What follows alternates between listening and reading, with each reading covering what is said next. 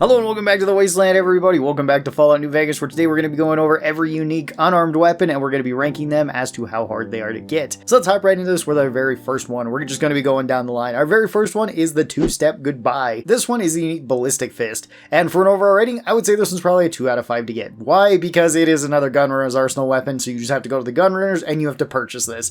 That's all you gotta do. Interestingly enough, this one actually does less damage than a regular Ballistic Fist, but it does have its own unique ability where it also kind of counts as an explosive weapon.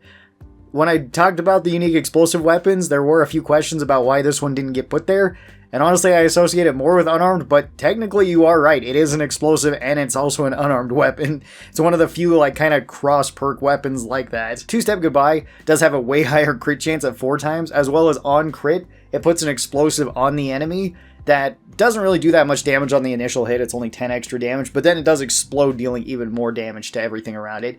This is kind of a pro and a con to Two-Step Goodbye, because it also counts towards you if you're within the range of the explosion, which there can be a chance that you are if you're punching stuff, and sometimes this can be kind of awkward in certain areas, but Two-Step Goodbye is a really cool weapon overall. Our next unique weapon is the Cram Opener. This one is the unique Bladed Gauntlet. You can get this one on Little Buster. He is a character that is in Camp McCarran, and you can get this a couple different ways. You can either reverse pickpocket him for something that's better, and then wait for him to unequip it, and then you can steal it off of him. You can also kill him and take it off of him. You could initiate a fight and take it off of him that way too. Or there is another way that you can get this, which is completing the 3-card bounty quest, killing all the named fiends, and then turning in their heads. Once you do this, then Little Buster will go away, and after a little while, he should end up dead somewhere in Freeside. So you can just go around and search for his body there and pick it up off of his corpse if you would like to do it that way. So multiple ways to get this weapon. Overall, it's a decent weapon. It does do extra damage over a Bladed Gauntlet. It is still kind of one of the heavier weapons, and maybe not one of the best unique unarmed weapons to go for, but it's kind of a cool little weapon. For a rating for the Cram Opener, I would say this one's probably like a 3 out of 5. It's kind of standard for a unique weapon to get, maybe even more if you're going to go out of your way to complete the 3-card bounty quest. Up next we got the Golden Gloves. These ones are the unique boxing gloves, and these ones I would say are probably like a 2 out of 5 in terms of difficulty to get, because they're really not that difficult and you're going to be going to the location of them. Since these can be found at the Lucky 38, this is the big old casino that Mr. House is at. You do need to go there for the main quest at some point, and then he'll tell you about the platinum chip. But the Golden Gloves are down in the very first floor of the casino once you get there. All you have to do is head off to your right, go up the stairs, and then there is just a picture with the boxing magazine and the boxing gloves there, and then there's also a bunch of alcohol there. There's also a lot of stuff on the first floor of the casino that you can just pick up anyway for free money, which is very nice as well. The Golden Gloves are kind of interesting because they do have the lowest amount of damage out of any weapon in the game. Boxing gloves and the Golden Gloves have less damage than your bare hands do, but they do have a chance of knocking enemies down, and when you knock the enemy out with these, they do stay out for a very long time. If you want to go with like a full pacifist build, the Golden Gloves are actually a great way to ensure that you're not killing anything, because you can just punch them and usually they fall down and then you don't really have to worry about fighting them anymore. So pretty fun there. Our next unique unarmed weapon is Pushy. Pushy I would probably say is like a 3 out of 5 in terms of to get. This is the unique Displacer Glove, and this one you can actually rush right away if you would like to. This one can be found in the Ruby Hill Mines. This is going to be the first mines on your right as you're heading up the road towards Jacobstown. So it's fairly easy to see. Usually there's big horners around it too. And then you just go inside there. There is lake larks inside of the cave. They are kind of dangerous, which is why you may not want to be going for this right away, although there's not a whole ton of them, so if you can kill them quickly, it's not that big of a deal. And then you head towards the back of the cave where you can find a dead prospector, and they have Pushy on them. And Pushy is a fantastic weapon. It is a really, really strong weapon, even more so if you wanted to be going with a low strength build, because Pushy only takes like 2 strength to wield effectively, which is pretty crazy. And it does good damage per second. Overall, it just has really nice stats across the board for an unarmed weapon. A very strong weapon to get overall. Up next, we have the Recompense of the Fallen. This is the unique Dog Tag Fist, which is kind of interesting. For an overall rating, I would say this one's probably like a 2 out of 5 in terms to get. It's actually pretty easy to get this one, and you can rush this one as well. This one can be found in Cottonwood Cove. This is where the Legion is taken up, and all you have to do is just go into the commander's area, open up his desk, and then steal these out of there. They will count as stolen whenever you do take these, but it's really easy to take them because half the time he's not even in the room, and the other half the time he's usually sleeping. There's very few hours that he's actually sitting at the desk, and even then you can usually go like behind him and still reach past and interact with the desk. This is an okay weapon to be rushing at the start for an unarmed character, because the damage is pretty decent. Damage per second is kind of good, and they do have okay item HP overall. Not necessarily the best. There are some better unarmed weapons than this one, but kind of a cool concept if you want to rush it early. Up next, we have the Fist of Rawr, or if you have Wild Wasteland, then it becomes the Fist of the North Rawr. So this one, for an overall rating, I would say is probably like a 5 out of 5 in terms to get, because this one is tied to a hard enemy, and you do have to go out of your way to get it. So you can get this one in Lonesome Road. The only place that you can get this is actually where you have to fight Rawr. Rawr is a unique Deathclaw, and he is very tough. He can kill you very easily, as well as once you go into that cave, you're locked inside of the cave with him. So you're definitely going to want to kill him and then take his hand. Once you have his hand, then you have to go to a workbench, and then you can fashion this into either the Fist of Rawr or the Fist of the North Rawr. Again, if you have Wild Wasteland and it changes the name, it doesn't actually change any of the stats though. They are exactly the same. And this is a really powerful weapon. It's a Deathclaw Gauntlet, so it has really high damage per second, and above average crit chance. It's one of my favorite unarmed weapons in the entire game. On top of that, it has another thing going for it, and that is that it counts as a quest item, at least his hand does, so it can't actually be taken away during certain parts of the game. Meaning, if you want to go to Lonesome Road first and get the Hand of Rawr, you can then go to like the Sierra Madre, the Dead Money, and then make it there at the workbench, and you can just smuggle this into Dead Money and have a really easy time there. That is something that is really cool about this weapon. Fist of the North Rawr is also a reference to Fist of the North Star, if you've ever heard this meme before.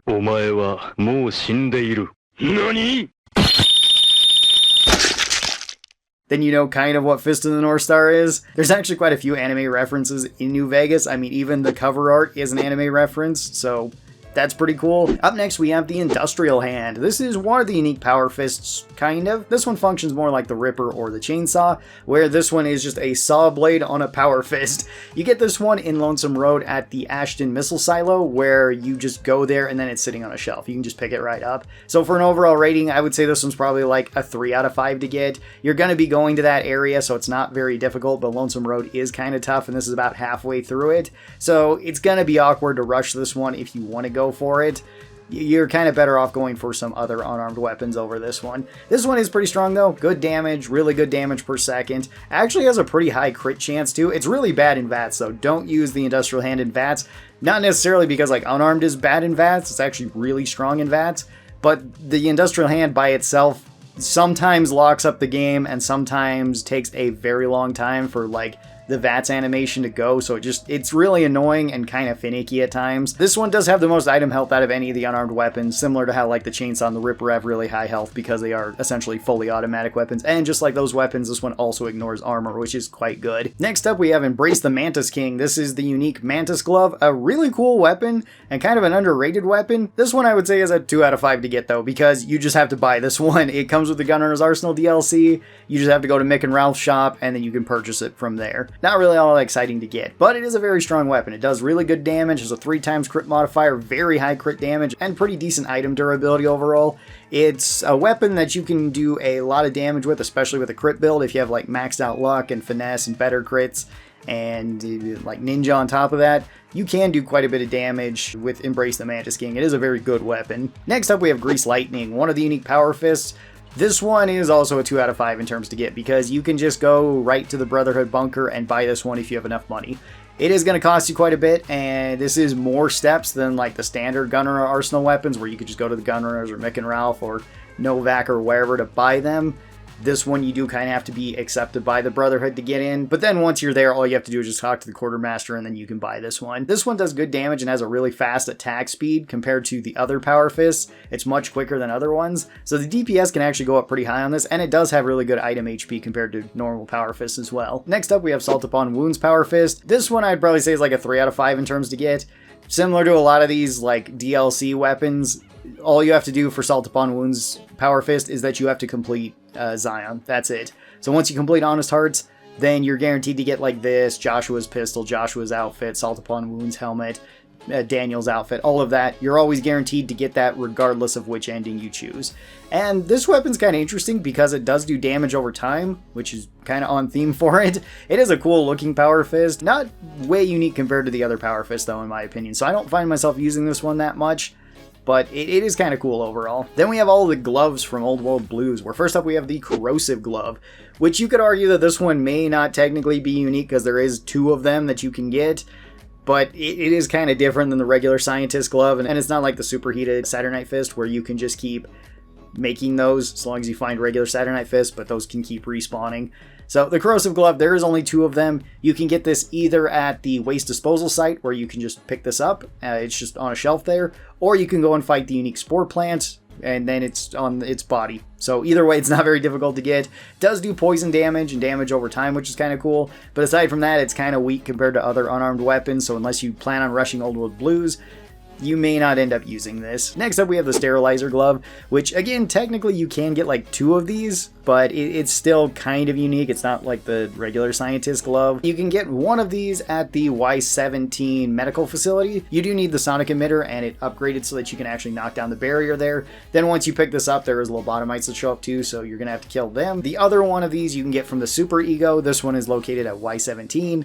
And then once you kill that, then this is on its body. Either way, pretty much the same stats as like the Corrosive Glove, but this one has fire on it. So technically it gets a little bit better if you want to go with like Pyromaniac, but if you're going with Pyromaniac and you want to go unarmed, the Superheated Saturnite Fist is just way stronger than this. It has more damage per second, and more fire damage on top of that. Next up, we have Dr. Klein's Glove. This is one of the Scientist Gloves that you can find. This one's kind of weird because it's like a debuffing glove, where if you hit something, it gives it -1 strength and -1 damage threshold for 30 and 60 seconds, respectively. Kind of an odd choice there. This one looks like a regular Scientist Glove, but it has Klein's name written across it. You can find this one in House 101 in Higgs Village. You just have to go in there, and then it's found on a shelf. So this is where all the scientists were living before they put their heads in jars. And this is Klein's Glove. It's better than a regular Scientist Glove, so again, if you're going with like a dedicated unarmed build and rushing Old World Blues, this is pretty decent. It's not a bad weapon by any means. And then the final glove is Dr. Mobius's Glove, which this one is the most interesting out of the gloves. Mostly because it has Frenzy and Knockback on it when you hit crits, which is pretty good. Damage is okay from it. This one you find in the Forbidden Zone with Dr. Mobius. This can be found on the table on the left-hand side once you come in. It's just sitting there and you can just pick it back up. This one also looks different, where this one's the black glove.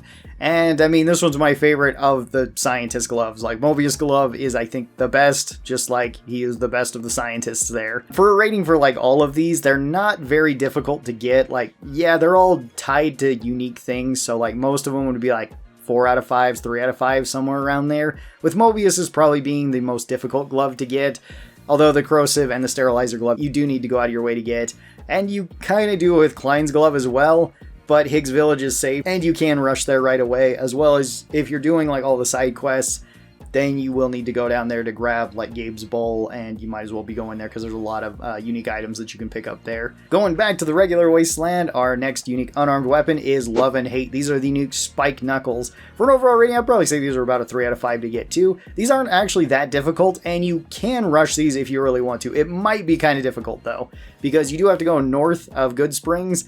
The fastest way through there is like through the Kaz doors, but then you have to deal with the Kaz doors, and Kaz doors are terrifying at really any point in the game. So you can do it that way, or you can circle all the way around.